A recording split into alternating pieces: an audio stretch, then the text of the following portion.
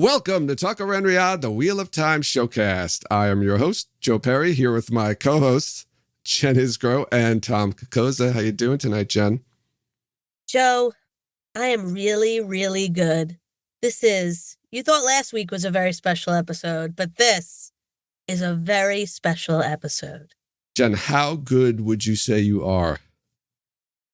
I don't want to exaggerate, but I think, truthfully, I am so good, Joe. Yes. So good. Yes. Trademark.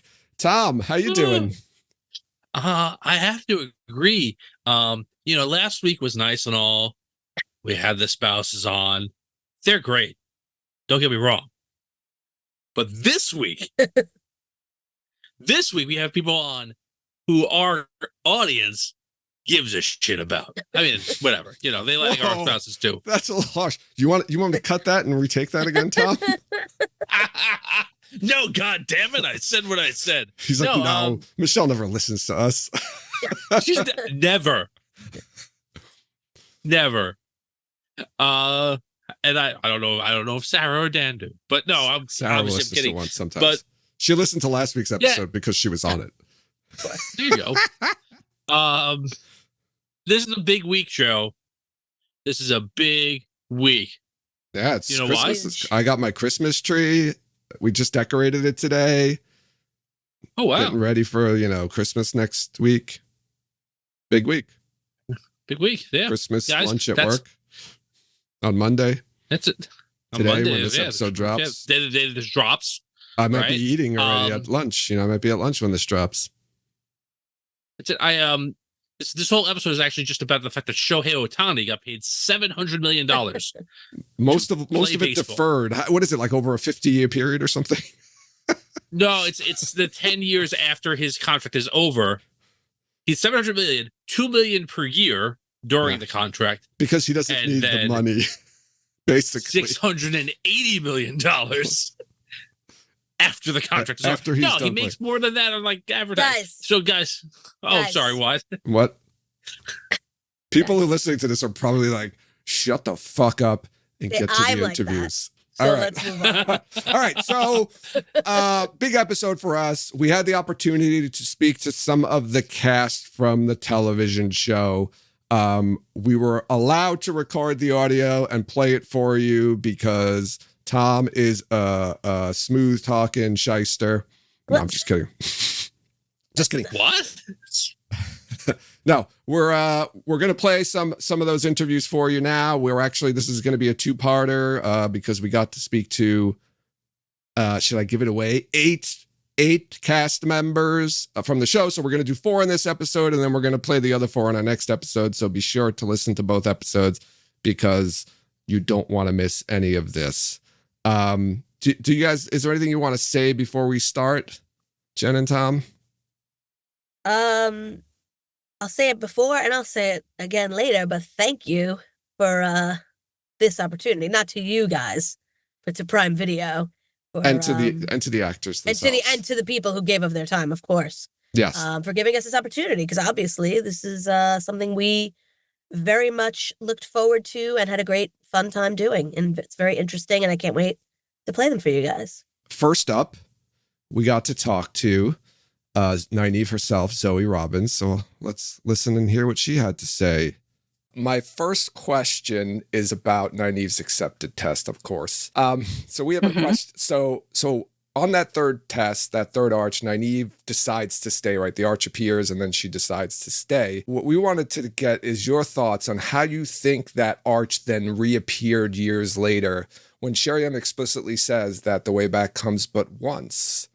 Oh, good question. My understanding of it was that Nynaeve goes through so much trauma and pain and rage that she somehow manages to channel, which supposedly you're not able to do once you're in the arches. Mm-hmm. So through doing that kind of, I guess, broke the rules and somehow managed to make the arch appear again. Oh. So I was wrong on that. Thanks you for were wrong. There's an expression in the fandom that the way back comes but once, except for Nynaeve. Yeah. It's very true. It's an anomaly. Okay, that's great. I'm so glad to hear that answer. Our second question is Nynaeve and the Daughter Heir got to spend some time together this season. So can you tell us about Nynaeve's feelings toward Elayne and how they developed throughout season 2? Oh, yeah. Initially, I think Nynaeve doesn't think much of Elayne. She's kind of just there. And Nynaeve has told herself the only reason that she is in the White Tower is for Egwene. So she's not really taking much notice of anyone else. And I think they are forced into friendship through both of their, Elayne and Nynaeve's friendship with Egwene. So there is something that they both bond with one another, and that's through their love of Egwene, which I think is quite sweet. And I love the chemistry between Nynaeve and Elayne. They're like polar opposites, but somehow they manage to kind of mute each other out and come to a middle ground of some type of understanding through a lot of arguing. That one scene with them holding each other holding each other's hand when Reimer's getting collared was just like so quick and simple, but very powerful. Mm-hmm. Yeah, agreed. I do really love their friendship, and Ceara has been a wonderful friend as well, and such a great new addition to the Wheel of Time family. We're really, really happy it's her. Yeah. Tom, you're on mute. Tom, we can't hear you. Oh no. Okay. Okay. I'll ask you. Yeah, just keep going. Okay. So the relationship between Nynaeve and Liandrin is very well drawn and complex in this season, and it continues to, travel in different places. So where do you feel at the end of season 2 Nynaeve's head at with regards to who Liandrin is, or her relationship with Liandrin? Oh, I'm trying to think of the very last scene they had together. I think their relationship is incredibly complicated. I do believe there is a genuine love and respect there between the two characters, but that is obviously being muddied by Liandrin's, I'm going to say, manipulation and emotional abuse. I think Nynaeve's head is actually all over the place at the end of season 2. She hasn't quite grasped her powers and how to access them, which is obviously playing with her mind, and it becomes this vicious cycle where she can't quite reach it, and that infuriates her and upsets her and all the things. And I think that intrinsically ties into her relationship with Liandrin as well, because she has been somewhat of a mentor and has kind of pushed her and prodded her in ways that have been really uncomfortable. But ultimately, I think maybe what Nynaeve needed to access her powers. But yeah, that's... we shall see with season 3.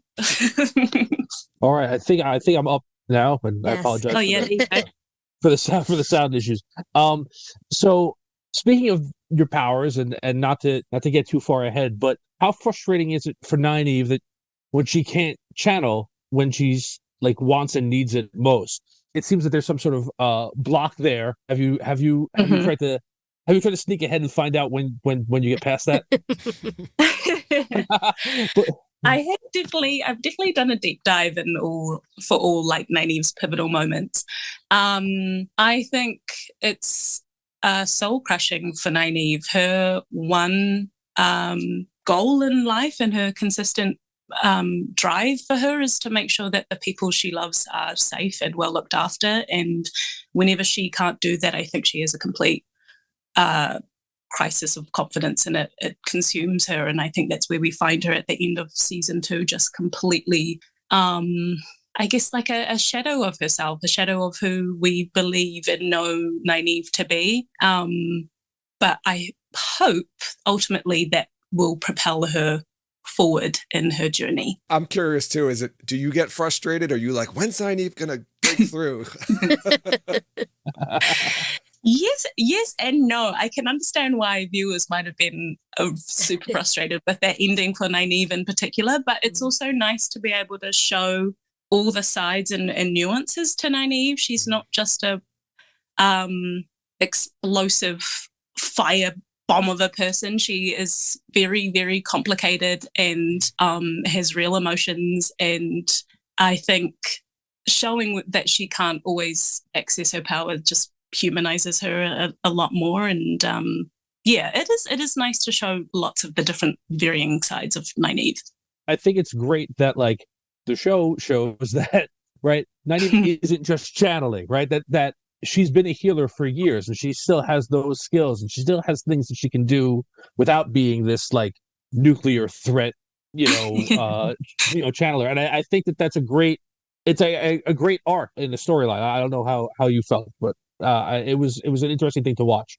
I agree. I think if we only saw Nynaeve at her most powerful and ultimately being able to save the day, there wouldn't really be anything else for us to. I mean, the arc would kind of be wrapped up very neatly, and we wouldn't really be that interested in Nynaeve's journey for the rest of the seasons to come. So I think it's important that we show how human she is and flawed, and yeah.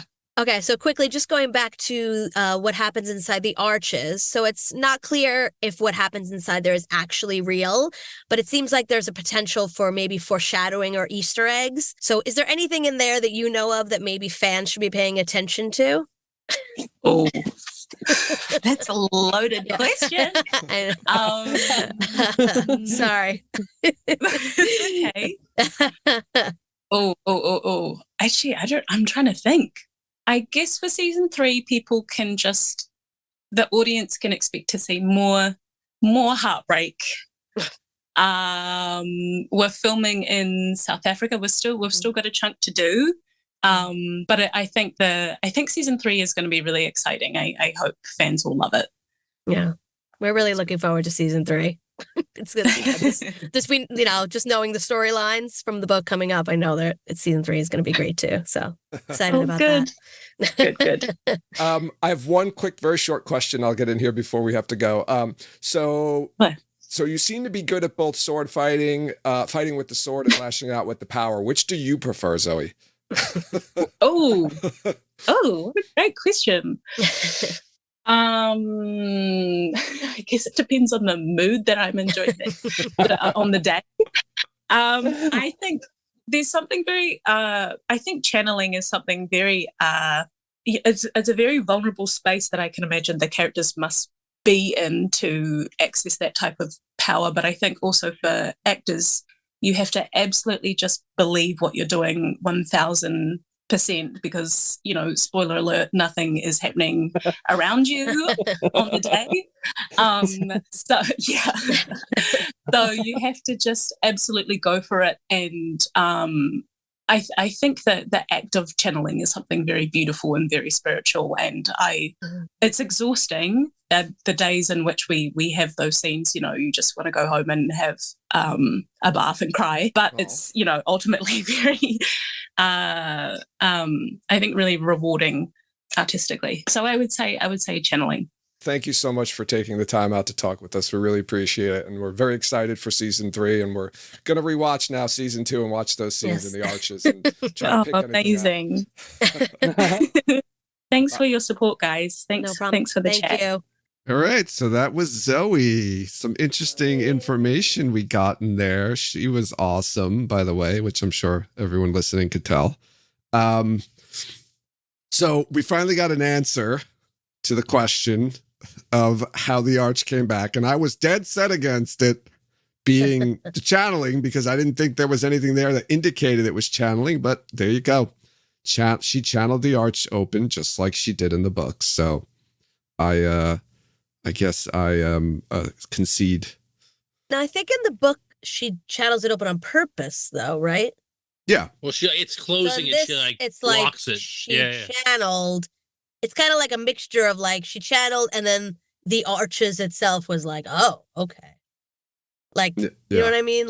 She overrode it. the circuits. Right. The fact that she channeled made it come back, not that she was I see what you're thinking of opening it. Just that happened because of how powerful she is. Yeah. Yeah. Yeah. I do think it's interesting that we posed this as an unanswered mystery. And then a couple of weeks after we were like, oh, well, here's the answer. But Who knew? and we Who didn't knew? know that at the time. Yeah. Right. And I will say, just because she mentioned that they still had a chunk of filming to do. This wasn't recorded yesterday or earlier this week. This was recorded a little while ago, so I'm not sure where they are in the filming right now. But I do think it's interesting that like they confirmed that, and that it sounds like that there may be hints or something in that testing sequence that may hint at things that are happening in season 3, which I find very interesting. Yeah, so right, we talked a little bit about we had our rap party, but that was really just the rap over in Prague and that area. And I think Watt Series had reported that there was still some filming to do in South Africa, and it sounds like Nynaeve's character's there, which means probably Tanchico, I'm guessing, is what South Africa is they're using for, or at least that's one of the sets that it's likely going to be. So, I mean, that's what we were speculating. So this kind of, I think, adds a little bit more credence to that. So it makes sense to me. Yeah, I think hopefully you guys listening got a lot out of that. I think there's a lot there to parse through. I really enjoyed that interview. Yeah, like she mentioned, she's already done deep dives of all Nynaeve's pivotal moments. Yeah. So it sounds like she knows all the big beats that Nynaeve's going to hit in the future. I also thought it was interesting that she acknowledged it, and kind of that fans, though viewers might have been frustrated with how this season ends for Nynaeve, which was kind of, I think, something we expressed, or at least I know I expressed the way it ended for her this season. So it's interesting that she kind of had that pulse, like she either she felt it when she was, I guess, filming or whatever, when they were, creating the episode, or she's been on social media or whatnot. I don't know which one it is.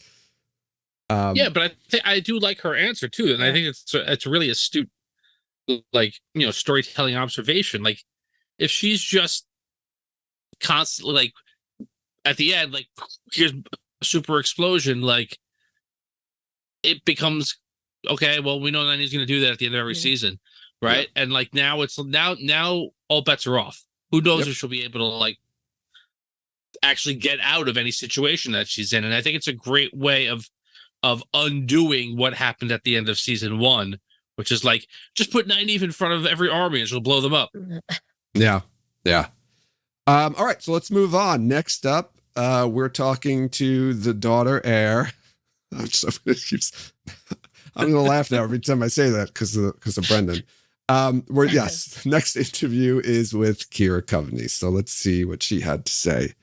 Hi, nice to meet you. How are you doing? We're very, very good. Great. How are you?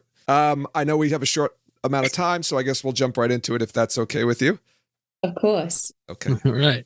Elayne comes into this season as a new character, but pretty much immediately becomes a major player on the show. So how does it feel for you as an actress joining in with an already established cast?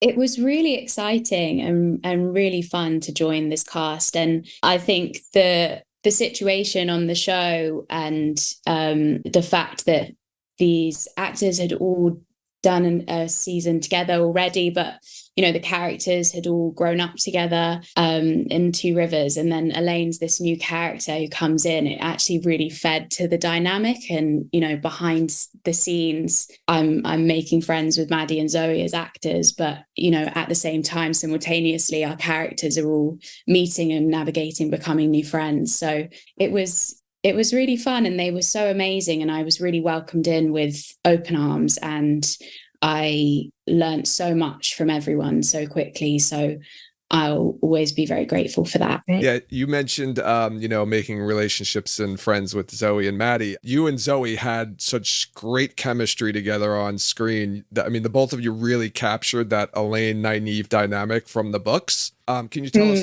Can you tell us a little bit about how that relationship developed, both on and off screen? Yeah, it was my favorite relationship to play on the show. It was just so fun to kind of explore this dynamic between these two characters. They bicker like sisters. They have this underlying respect for each other, but at the same time just absolutely get on each other's nerves, and each one of them think they're in the right. And it was just really fun to kind of really play with that and really push each other's buttons and explore what that relationship is, and to slowly start to kind of allow that respect to come up and show their like understanding and for each other kind of start to grow. So yeah, it was a lot of fun. And, you know, behind the scenes, Zoe and I are really close, and she has been so amazing in welcoming me to the show. And I've learned so much from her. And yeah, it's just been so lovely to not only play this amazing character, but also make so many new friends in real life as well. So speaking of you and Nynaeve, my favorite season 2 Elayne moment is when Loial kneels down to Elayne and finally gives her due as daughter heir. Your reaction, the moment, were just perfect.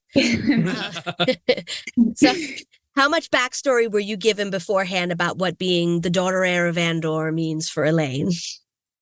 I had a meeting with Rafe where he really talked me through it, and I also delved into Eye of the World and a couple other books as well, and really explored and really investigated what Elayne's world looks like before we meet her in this season, because when we meet her, she's very much actually a fish out of water. This is a very new situation for her, and not how she was raised or her usual surroundings. So it was really important to me to really understand that dynamic. And Rafe really helped me with that, as well as my own research.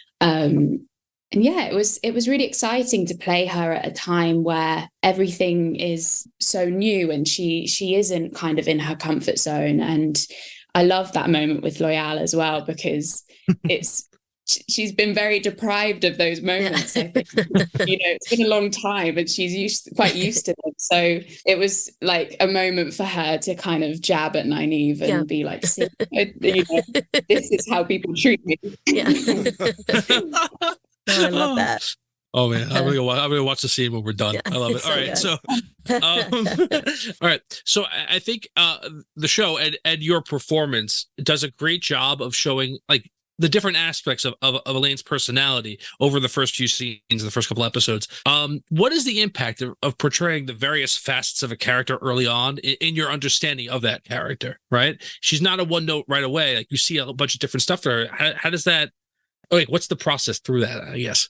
I think it's really, there's a lot of responsibility in kind of bringing a character to the screen, and I really wanted to really understand her and what makes her tick, and I, as I say, really understand her upbringing and how she got to this point. And it was really exciting to work with the different professionals on the show. I really loved working with Scarlett Mackim, our movement director, and figuring out how Elayne moves, how she holds herself, how she connects to the One Power, and how she channels, and what that movement looks like. And it was so interesting, that process, because we really look into where Elayne as a character goes in the future, and we take it back and try and plant those seeds, because she's figuring it out, she's learning. So it's really interesting to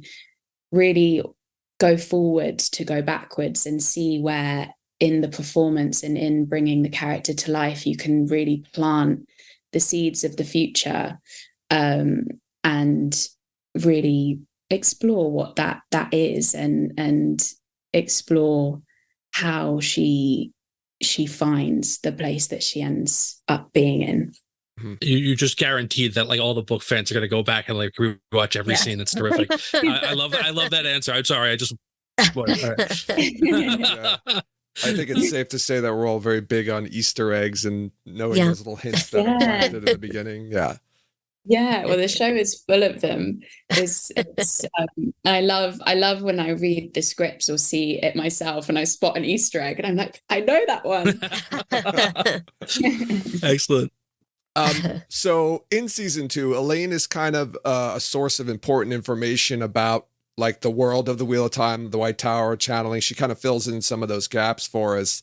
Do you think this helped you gain a better understanding of the world of the Wheel of Time as being that sort of conduit for these essential details for the viewer? Oh, absolutely.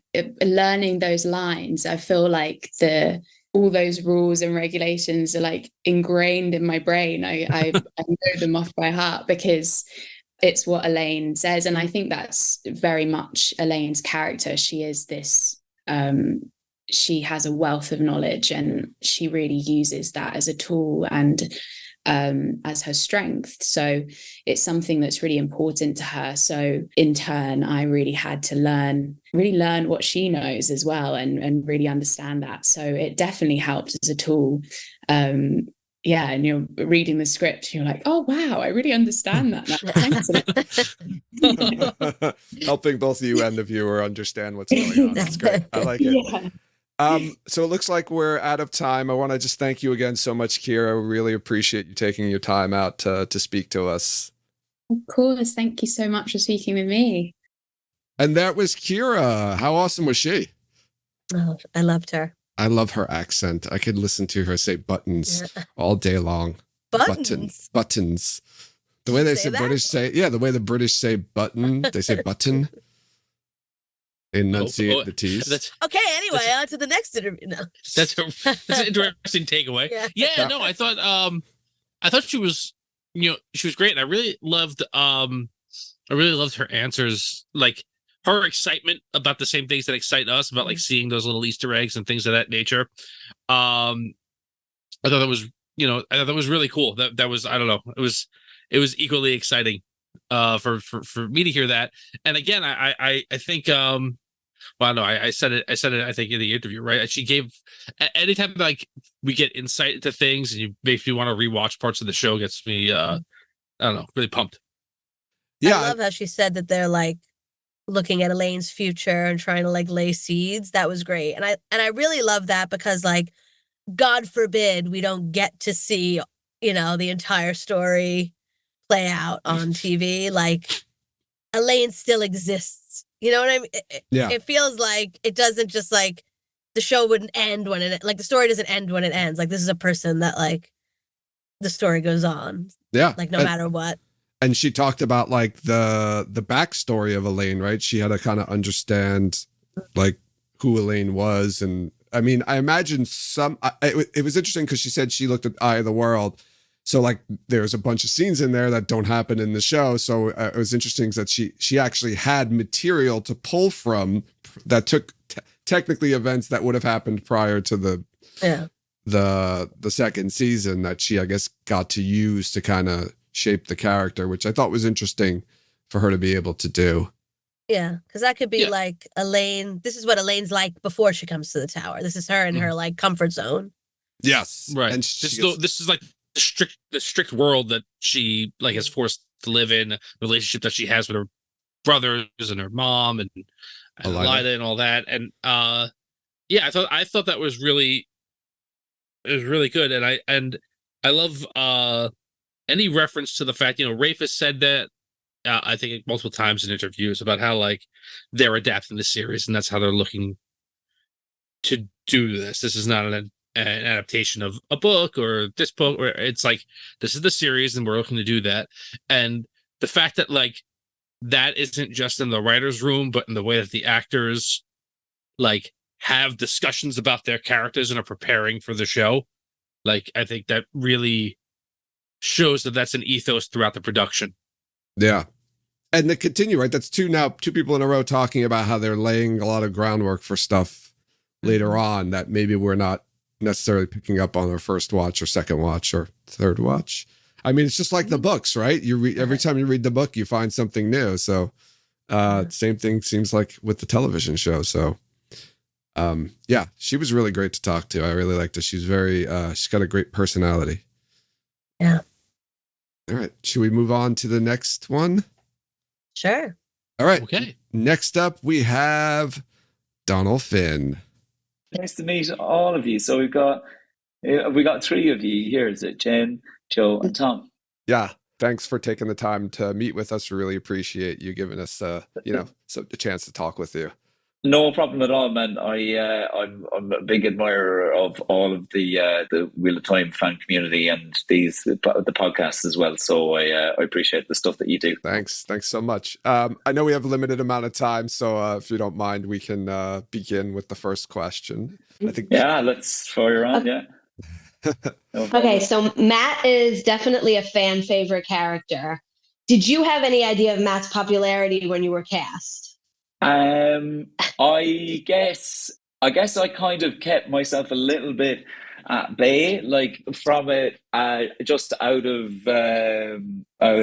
self-preservation, really, because I think I understood, as I was learning about the Wheel of Time, just how expansive it was, and as I kept reading how expansive it was, I was going, wow, and Matt is still here. Like, I was like, oh, I'm reading the summary for book 12 now, and I'm going, God, yeah, he hasn't died. That's kind of amazing. And so I was kind of going, right, yeah, he's pretty significant. And then as I was auditioning, I was kind of digging into lots of Wheel of Time resources and stuff, and I'd kind of I felt as I was auditioning, I was kind of speed learning it and kind of taking all the information from wherever I could. And some of the things would be like videos on YouTube that would be like the top 25 most epic things that Matt does in the whole Wheel of Time series. And that's kind of like, oh wow, 25 epic things. So I was kind of going, all right, it's pretty significant then. And then the beauty is like you get in and you do the scenes, you kind of get to strip that all away, because I don't think I think it doesn't really work if he believes that, or if he has a sense of like, I've got this whole epic quest that I'm so proud of and that I'm about to go on, and I see that in my future. I think the thing is like he constantly is surprised by the challenges that come his way, because he doesn't seek them out, and then when he does them, it's often in the name of someone else, but when he does them, then he kind of goes, someone says, I can't believe you did that, and he's kind of like, don't worry about it, there's not a big deal. I think he likes to underplay those kind of achievements or successes.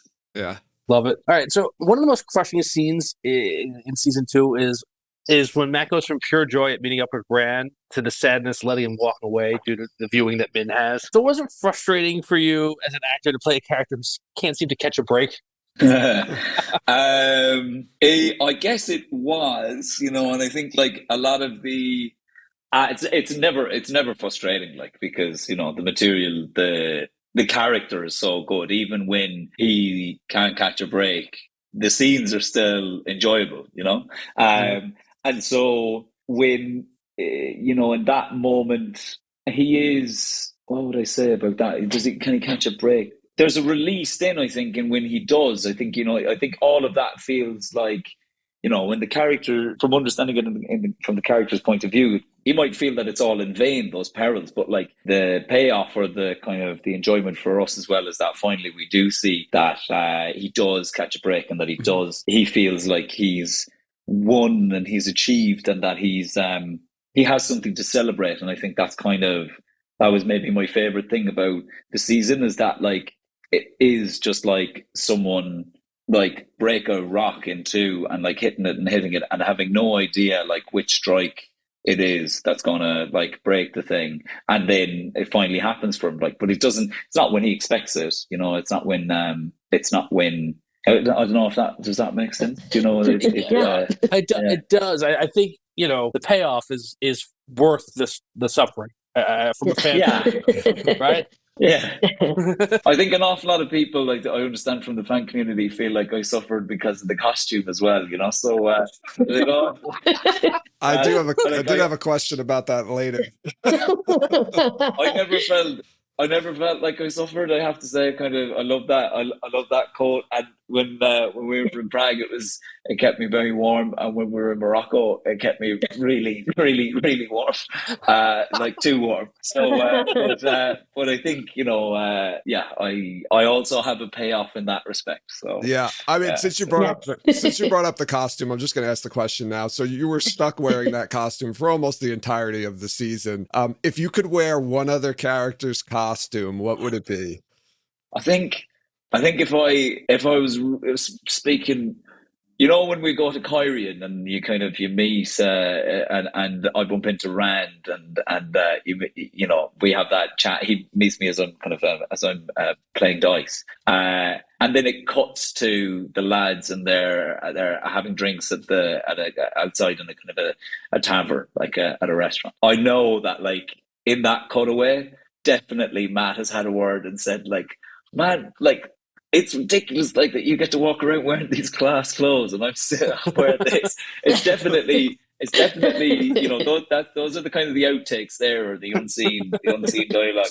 Is Matt going can you please tell me where you got your shirt and your jackets and stuff and your shirt? Yeah, because Yasha looks pretty phenomenal in his get up. So I think it's that costume. It's that costume, I think.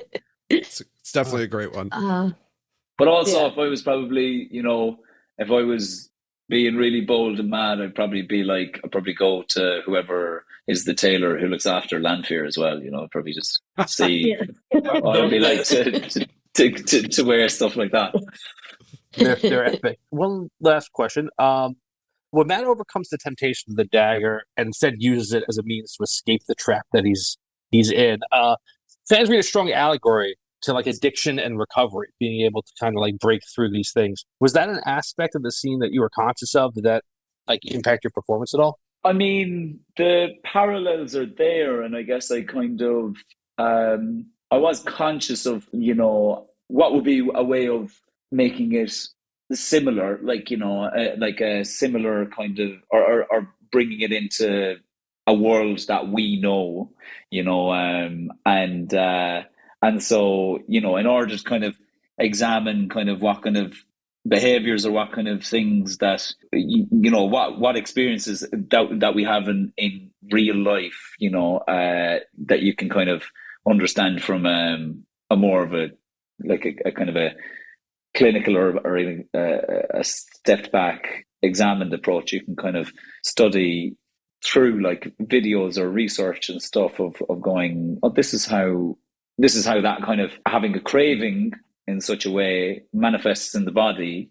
And I kind of tried to bring some kind of quality into that when was making in that kind of montage where we're making the makeshift Ashandra, this kind of putting the dagger there onto that staff. But I also think as well, there's just an element of, it's kind of that thing of, trying desperately. It's like you're working with a magnet or something, because there's times where you're being pulled towards it, but your instinct is you're trying to repel against it, and it does make this kind of good tension. And that kind of parallel with addiction is there in the way that Robert Jordan has written it. But I think you can change that word to anything like kind of obsession or craving or desire and stuff. So that I swapped it out so that I feel like I could relate to that more. It's something. The idea of being obsessed with something and that it being almost compulsive, was maybe easier to kind of connect with her. Yeah. Well, thank you so much, Donal. Looks like we're out of time. We really appreciate you, taking the time to talk with us again. We're big fans. We're very excited for season 3. We know we've got some time now, but we're waiting, ready, and excited. Thanks a million. Thanks very much, Daz. It was really nice to speak with you and to meet you. Thank you. Thanks. Do we talk about the elephant in the room?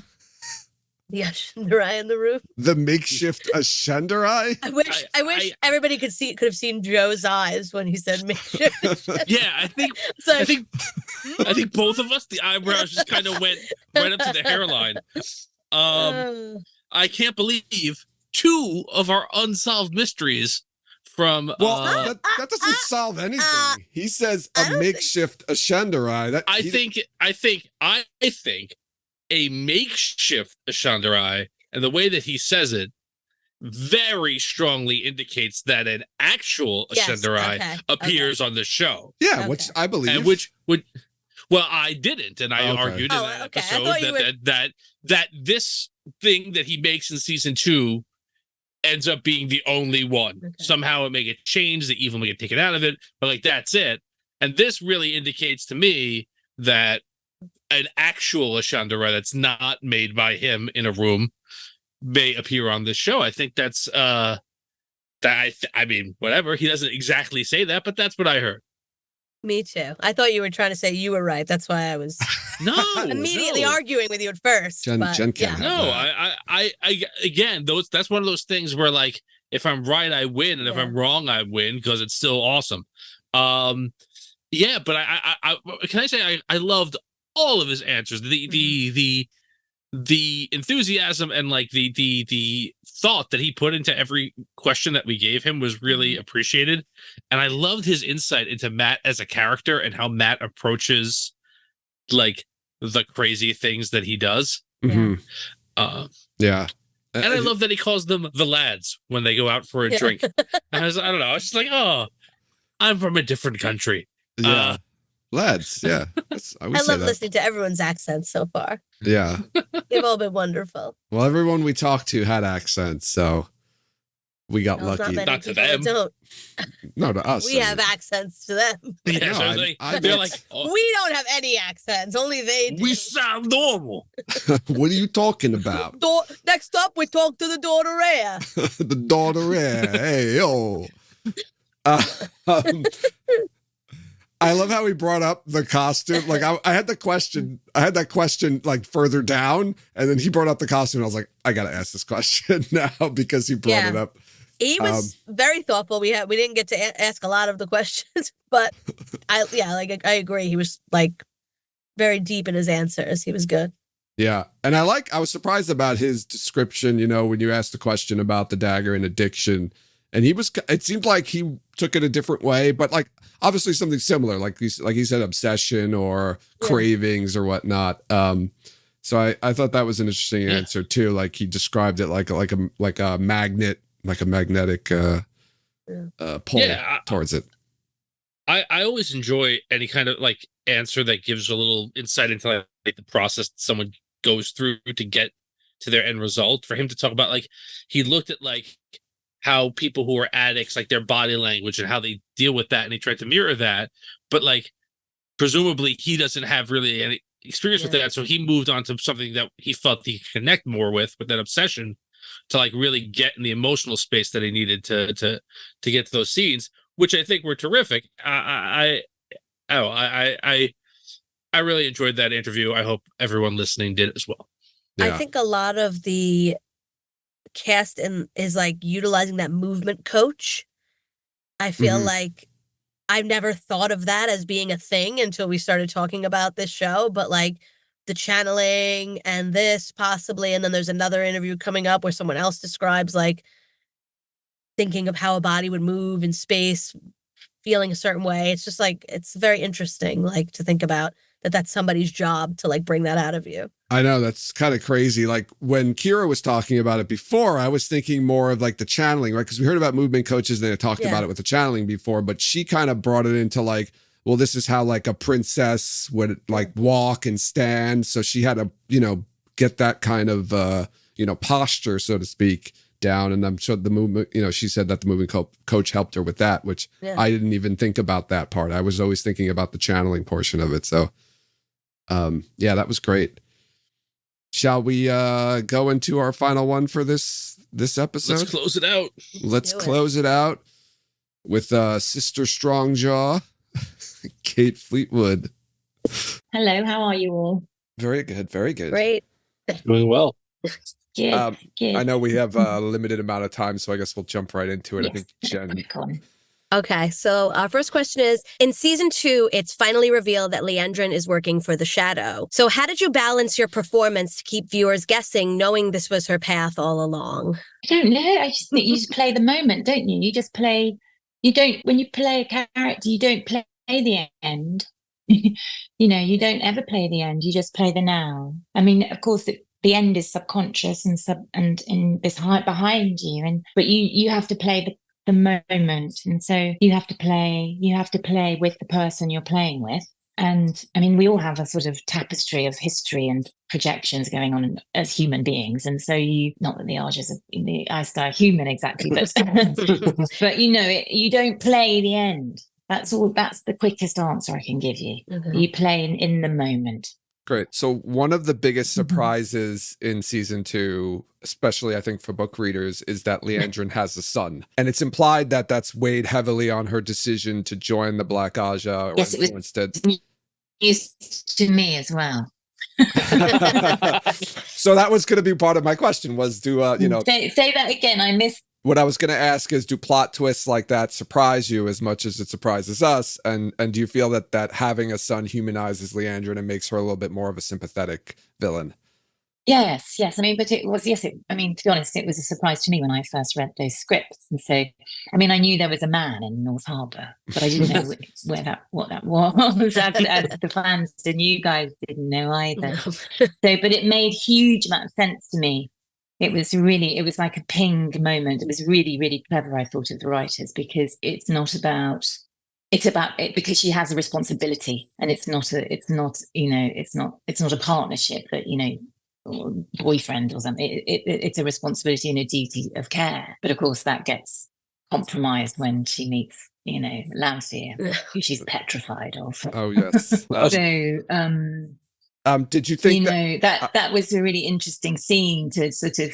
Sorry. No, I'm sorry. I think we're a little off sync. Go ahead. Well, I'll carry on. I'll carry on. Is that okay? It was interesting there's a sort of flip in that scene when Lanfear takes the route of killing her son.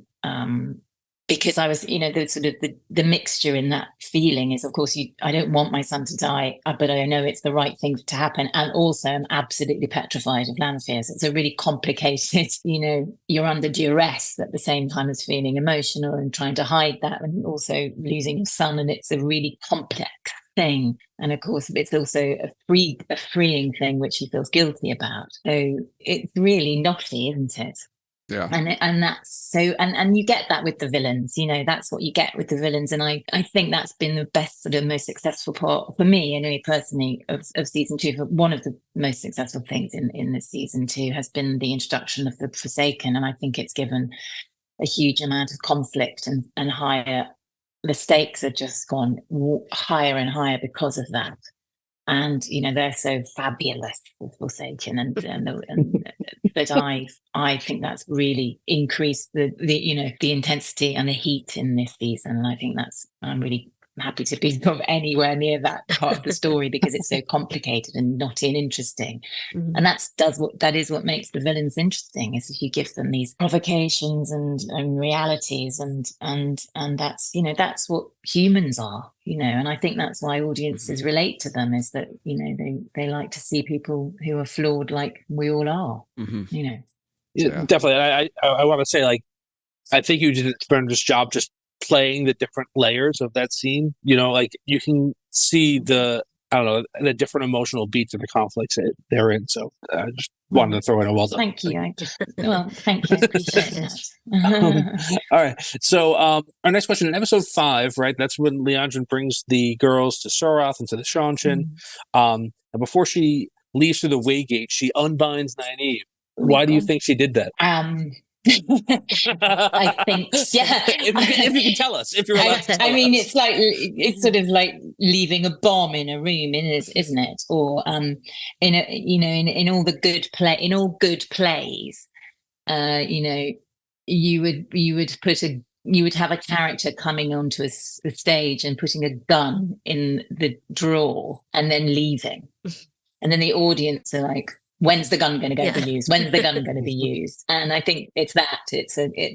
She knows she's leaving this powerful, potent, person in that arena that she wants to have an impact on. That's the whole thing with Liandrin, is she's obviously grown up in a world when she was a child of being completely neglected, and those people people who suffer that, if it goes badly, they feel, they need some control somewhere, and they need to feel heard, and they need to feel relevant, and they need to feel valued and invisible, because they've felt invisible. And so, that's her big sort of MO, is just to be relevant and to be heard and to be seen. And I think even when she's leaving a bomb. Yeah. Love it. You're kind of making me like Liandrin right now, I have to say. Hearing you talk, it's like, oh, maybe she's not that bad.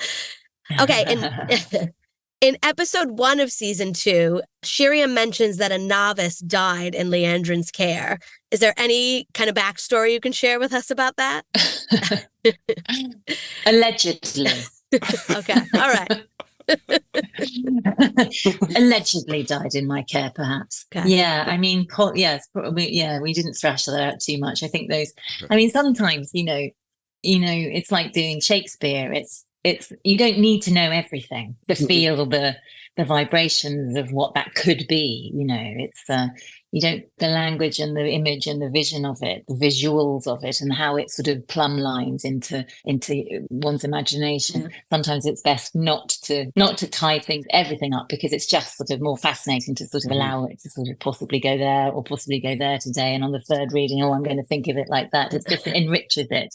Mm-hmm. Not nailing everything down is kind of, it keeps it playful and reinterpretable the next time you watch it.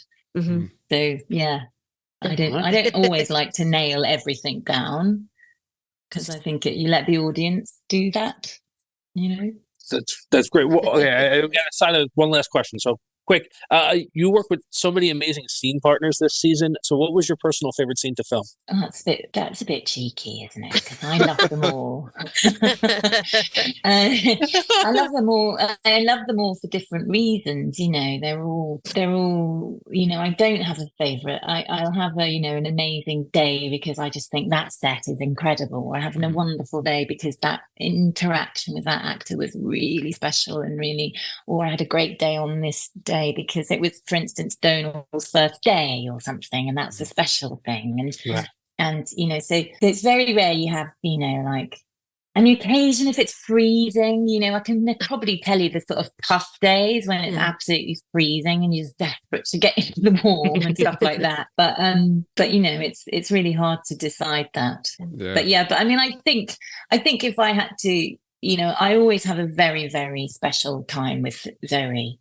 It's a very I always get quite emotional when I think about working with Zoe, because we have a really strong connection and we don't really talk about it too much. It's just that we have a really deep connection when we're playing those characters and as friends, obviously, but it just feels there's so much going on. It just feels very, very special when I'm working with Zoe, but I love everybody. I don't get to play with them all enough. Is the truth. I want to thank you so much, because I'm always skulking about in corridors on my own. Thank you so much, Kate. We really appreciate you taking out the time to meet with us and talk with us. You're very, very welcome. Thank you. That was Kate. Sorry about that. We had a little Zoom connectivity issue, so we were a little off sync there, and she froze up for a bit. But I think we got a lot of good stuff from her, and she was really very forthcoming with it, right? Because at first, when we asked Tom, you asked that question about her, favorite scene. She was like, "Oh, I love all of them," but then she kind of gave us like, "Oh, Zoe." But. So she said I was cheeky, which I didn't know, but there's a highlight for my life. Yeah. Have you ever been called cheeky before? Yeah, but not by Kate. Oh, okay. Until this interview. I just, I know she said, like, we don't, the audience doesn't have to know everything. I just want to let her know we have to know everything. We personally need to know in this fandom everything. Yes. But I do have to add that at the very end of the interview, you don't hear this because Joe and Tom had just signed off, and I swear to God this happened. She said, "I've listened to a few of your episodes." And I said, I was like, oh, thank you so much. And I'm so sorry that they left before they heard that. And then because of the connection issues, I couldn't tell if it was the connection issues or it was just like dead silent. So I just went, okay, bye. And I was like, I know, that's what I get for got that. leaving So she was the very nice. Zoom. So me and Tom didn't get to witness that, so we'll just live vicariously through Jen. That experience. I trust Jen. I'm sure. In my brain forever. Oh no, I'm not saying Yeah. it didn't happen. I'm just saying we don't get to experience her saying that to us. Like Guys, Jen did. right after you logged off, Rafe jumped in and he asked me to come to Prague and be on the show. He was reading Can me you some of the believe it? scripts for season Yeah. 3. Oh, I went way too far. I'll never believe that. So I love the novice she's like allegedly died in her cast. She pointed that out, which I thought was funny. And the point that she said, no, there was no backstory to that. Because like you said, Jen, we have to know everything. So, but it was good to know that like, this isn't an Easter egg or some sort of foreshadowing. It's just something they threw in there, I think. And they didn't really add any backstory to it. So there's nothing there really. I guess there's no thread to pull on that one. So we can lay that one to rest if people were. That's one down. we knocked out a couple of in these interviews. You know what I appreciated, which I didn't appreciate, I think, when we were doing the interview, but in re-listening to it tonight. She filmed season 1 years ago. And she filmed season 2 also years ago. Yeah. And she just threw out, I knew there was a man in North Harbor. Like that's the kind of like line that we remember as obsessive super fans. And she just threw that out. And I'm like, this is a person who's really invested in this material. And like that struck me tonight when we were re-listening to the interview. I enjoyed that a lot. And I loved her answer to the question about like, why did you let Nynaeve's bonds free?